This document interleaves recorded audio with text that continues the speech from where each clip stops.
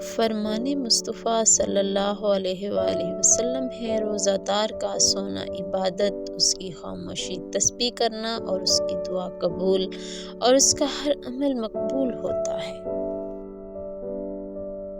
اے ماہ رمضان آہستہ چل، ابھی کافی قرض چکانا ہے، اللہ کو راضی کرنا ہے اور گناہوں کو بخشوانا ہے۔ کچھ خواب ہیں جن کو لکھنا ہے اور تعبیروں کو پانا ہے، اپنے کچھ آنگنوں میں خوشیوں کے دیپ جلانے ہیں، کچھ توبہ کرنا باقی ہے اور رب کو ہم نے منانا ہے، جنت کا سودا کرنا ہے، جہنم سے خود کو بچانا ہے۔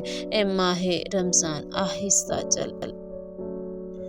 ایک صحابی رضی اللہ تعالیٰ عنہ فرماتے ہیں کہ میں آپ صلی اللہ علیہ وسلم کی خدمت میں آیا تو دیکھا کہ آپ سحری کھا رہے تھے۔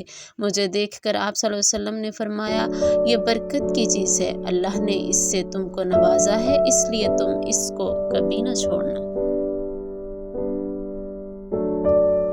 آپ صلی اللہ علیہ وسلم کا فرمان ہے، جنت کا ایک دروازہ صرف روزے داروں کے لیے مخصوص ہوگا، اس سے روزے داروں کے سوا کوئی اور نہیں گزرے گا، اور یہ خصوصی انعام ہے روزہ داروں کا۔